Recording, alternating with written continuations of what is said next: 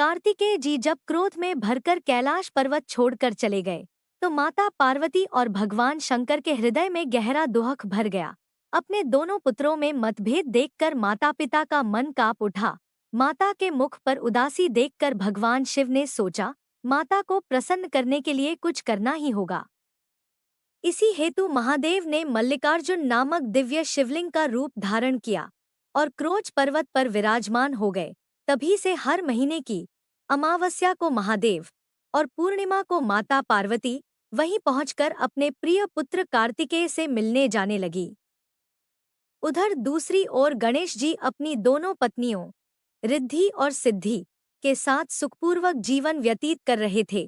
कुछ समय पश्चात गणेश जी को दो पुत्र प्राप्त हुए, शुभ और लाभ, जो संसार को शुभता और सफलता का संदेश देने आए।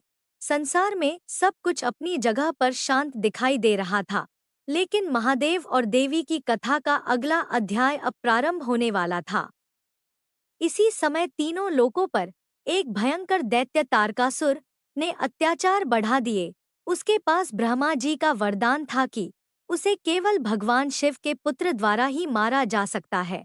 तारकासुर ने अपनी शक्ति के अहंकार में देवताओं को हर जगह हारने पर मजबूर कर दिया। इंद्रलोक संकट में था, पृथ्वी पर कोहराम मचा हुआ था और असुरों का आतंक बढ़ता ही जा रहा था। देवता भयभीत होकर ब्रह्मा जी, विष्णु जी और अंततः कैलाश पर भगवान महादेव के चरणों में पहुंचे। उन्होंने विनती की, हे देवों के देव, आपके पुत्र के बिना तारकासुर का वध असंभव है, कृपा कर समाधान बताइए।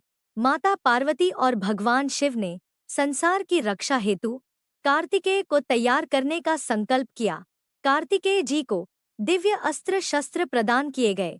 देवताओं ने उन्हें देवसेना का अधिपति यानी सेनापति बना दिया। 6 माताओं के स्नेह से परिपूर्ण कार्तिकेय बल, बुद्धि और वीरता से संपन्न हो उठे। फिर प्रारंभ हुआ असुरों और देवताओं के बीच अद्भुत महायुद्ध। कार्तिकेय ने अपार पराक्रम दिखाते हुए तारकासुर को ललकारा, हे दैत्य, अधर्म का अंत निश्चित है। युद्ध लंबे समय तक चला। अंततः कार्तिकेय की दिव्य शक्ति के सामने तारकासुर पराजित हो गया और उसका वध हो गया। संसार में शांति लौट आई। देवताओं ने विजय उत्सव मनाया और कार्तिकेय का अभिनंदन किया।